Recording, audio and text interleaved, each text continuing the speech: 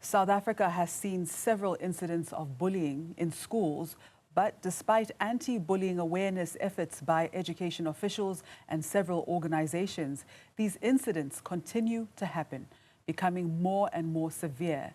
In the latest incident, 6 of 8 Milnerton High School pupils in Cape Town have been charged with aggravated assault of another pupil. They're out on 2,000 Rand bail each, while the other 2 have been released on warning. The boys allegedly assaulted another pupil using objects such as a belt and a hockey stick. The incident was recorded and shared on social media. Now, this morning, explore measures that can actually ensure multi-level prevention and response to fight bullying. And we speak now to the CEO of the Nelson Mandela Children's Fund, Dr. Linda Ncube-Nkomo, as well as Sipho Phaloane, the founder of Umthetho Anti-Bullying, an NPO that is developing a reporting mobile app. Good morning to the both of you. Good morning, Doctor. Welcome to Newzroom Afrika. Good morning, and thank you for having us on the show this morning. And good morning, Sipho. Thank you so much for being here. Good morning, Ms. Chaba, and to your viewers as well. Thanks for having me. Thank you. Now, firstly, Doctor, I think I'm going to start with you. When you saw that video, the Milnerton High School video, what went through your mind as someone who's worked to protect children for decades? It's very heartbreaking. It really broke my heart to see that, one, we're still having conversations about bullying, to see the extent of the physical assault that was, inflicted on the child. But, Ms. Chaba, post seeing the video, what really broke my heart even more was to see the comments on social media where grown men were talking about the bullying they experienced at schools and how it continues to affect them. So I think, as we engage in this very important conversation, to remember that it's not just, a child got bullied at school and they'll get on with life. It's something that they live with for the rest of their lives. And so it becomes very important to make sure that we do, take concrete steps to start ensuring that children understand the dangers of bullying. Speaking of children understanding the dangers of bullying, what I'd like to ask you, Sipho, from your experience, do schools understand the legal implications when bullying turns violent, or are they just simply unaware of how deep the law actually goes? Well, Ms. Chaba, I think it goes even deeper than that. Even the teachers are also affected by that, and none of both parties are aware as to how to handle it. And that's where now the law comes in. Something has to be done to intervene and mitigate the circumstances, because some of the incidents, they turn fatally, where you find students having killed another learner. And that is unacceptable. We need to find measures to deal with that. Now, coming back to you, Doctor, how does, firstly, let me stay with you for a second. Okay. How does the Nelson Mandela Children's Fund interpret accountability when both the victims and perpetrators are children? Sorry, Doctor, this is for you. So I think the important thing that we need to be talking about is where should we start in addressing the issue of bullying? And the issue starts at home. When we neglect our role as parents in creating safe environments for our children, what we're going to see is situations where, one, either our children are bullies and we only know about it after the fact, or two, where our children are victims. But because we've not created the spaces of where they should be reporting, the safety net in the home, they just get on with life, going to school, to be in flight and fight mode all the time, and all the, the related psychosocial consequences that come with it. So the first point of accountability has got to be the home. What is happening in the home? The next levels will then be societally in the schools and in society as a whole. What are these children being exposed to that makes them get into a situation where bullying becomes normalized, or get into a situation where bullying is something that's not talked about, not just from a victim-perpetrator perspective, but from a holistic perspective, because it's not just the bullies and the perpetrators that know there's bullying going on at school. It's the other kids that are watching and nothing is happening. So the accountability has to start at home, but it's an integrated accountability. So it's not just in the home is where things should be happening. It's in the home, it's in the school, it's in the community, and then the safety nets, the policies, the processes, the legal systems all come into play together for us to have a meaningful chance of being able to fight bullying, in this instance, the violence against children, the violence of children against children that we're dealing with. Sure. Now, Sipho, doctor spoke about there being a lack of a safety net for students, learners in these types of situations. Now, you've gone and created an app called Umthetho, which is quite fascinating. I believe it is created with the intention of providing solutions around these types of problems and provide support to learners in these situations and perpetrators. Could you tell us more about how exactly this bridges the gaps between the students and authorities in this situation? Okay. Firstly, let me say the Umthetho Anti-Bullying app is in the prototype stage. We're still in the development stage of it. However, what we want to achieve with this is that because we notice that some of the incidents are not reported by victims, what we see on TV or on media, it's far less than what is happening outside. And then as the doctor said, the integration thereof, it starts with the community, the home, parents, the teachers, the SGBs, and everybody. So our reporting mobile application would assist affected people, maybe or victims, to be able to lodge a complaint regarding a bullying incident, not only for learners, it will be also for teachers, SGBs, parents, those who are able to can report. And the integration should be that of that. We build a database for, a dashboard for the Department of Education, for SAPS as well. And then when that is routed, that call is routed to Umthetho Help Desk, it's able to be directed to the right department. So your basic education department and your SAPS should both have a dashboard where we can actually route the call based on the criticality of it, the severity. Remember, some bullies, bullying is not only about physical bullying. There's also kids who spite other kids verbally or whatever at school. So those things need to be rooted from that cause. They cannot be allowed that it starts there, but it grows. Ultimately, it becomes a serious case of bullying. So we need to mitigate it from there. All right, that's a very interesting point that has been raised by Sipho, saying that integration starts within the community and within the home as well.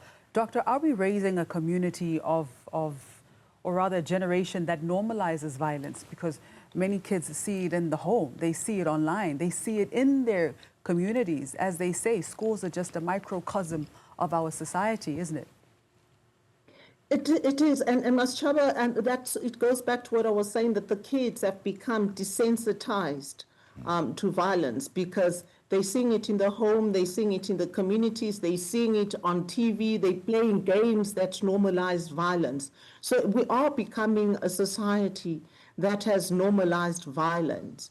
But I just want to latch on a point that Sipho raised, which I think is important as we move forward and have conversations about bullying. And I hope this won't be an isolated conversation, that the bullying is not just the physical. So what we saw recorded was the one aspect of bullying, but there's the verbal bullying, there is the cyberbullying that is becoming more and more of an issue that has required us as an organization with our partners to look at a program that looks at a campaign that's looking at digital safety of children when they are online. And then there's the emotional and relation bullying that talks about how children are excluded, whether in the home, in the community, or at school. It looks at how they're intimidated. And then obviously across all these different levels of bullying is the psychosocial impact that we don't have the capacity to be able to deal with. So I'm really, really hoping that this app that Sipho is talking about will also be able to have referrals to psychosocial support at one level or another, so that we can start to help these children navigate the trauma that they will have experienced. And remember that a lot of times the perpetrators themselves are usually reactive to some form of abuse or trauma that they would have experienced. So how do we get all these children to a space of safety?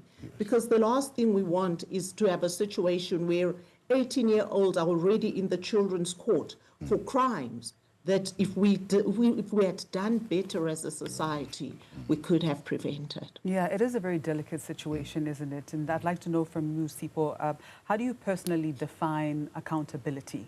Child accountability, to be specific. Does it mean punishment? Does it mean rehabilitation? Or a structured path to reform? Well, Umthetho Anti-Bullying extends the program beyond even reporting only, because just to add to what the doctor said, it's very important that when we reroute this bullying thing, we go to the root cause of it. And then the perpetrator, it's also somebody who needs to be rehabilitated. At some point, we're losing, if you lose two kids, the other one kills the other we lost the victim who passed away, and then the perpetrator goes to jail for 25 years. We're losing a generation of young kids who could be building South Africa tomorrow. So somebody has to come. The program, our program, what it defines, it says, let us, because you suspend a child for five days, but what have you done to fix the problem? In that 5 days. And you'd understand that the government itself is overwhelmed. There's about 25,000 public schools, 2,000 private schools. You can imagine the number of kids in classes. It's become unmanageable. But Umthetho says, okay, what we can do is that in the process, when we identify a call for bullying or a complaint, we disperse the services of professionals, your psychologists, your social welfare counselors. We need to go and sit with the parents and the child for consultation, so we can actually track where does this come from, bullying, and put them on a program of rehabilitation with the child, you know. While you take accountability, you become very careful on how you deal with the process, because you require professionals in that regard for both the perpetrator and the victim. Now, I'm interested to know, at what point do we stop calling it bullying and actually start calling it assault?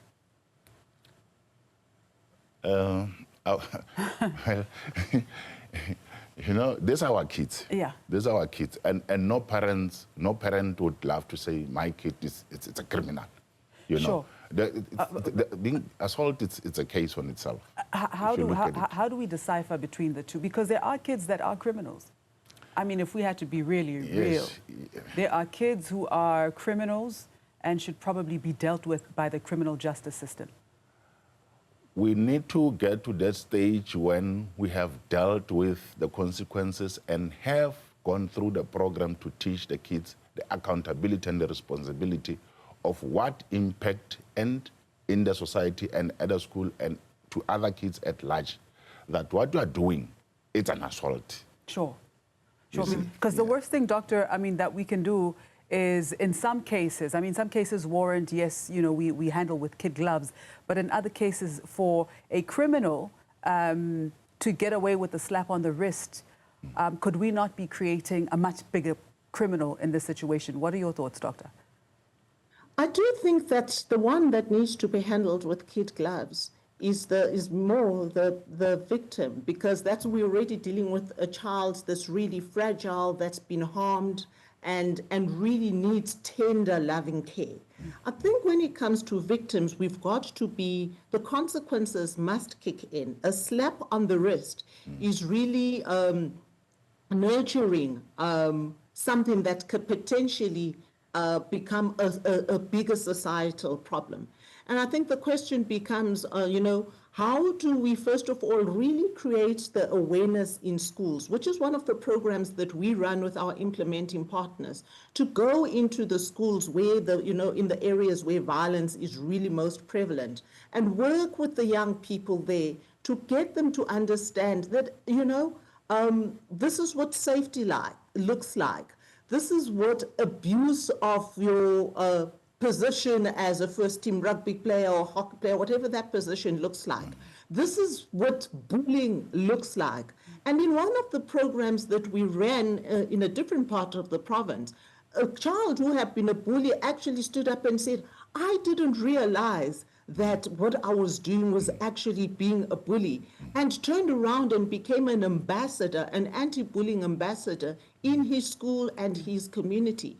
So I think the consequences must kick in, but we must also make sure that we're capacitating children, schools, communities, and ultimately homes to ensure that we don't get to a point where, a child could have behaved differently but behaved otherwise because we did not set the foundational values. It goes back to the foundational values: empathy, compassion, respect for others, so on, that I think are really the missing cornerstone in this conversation that we're having around what we've seen play out. Fantastic. Doctor, we're going to leave it right there. Thank you so much for your time.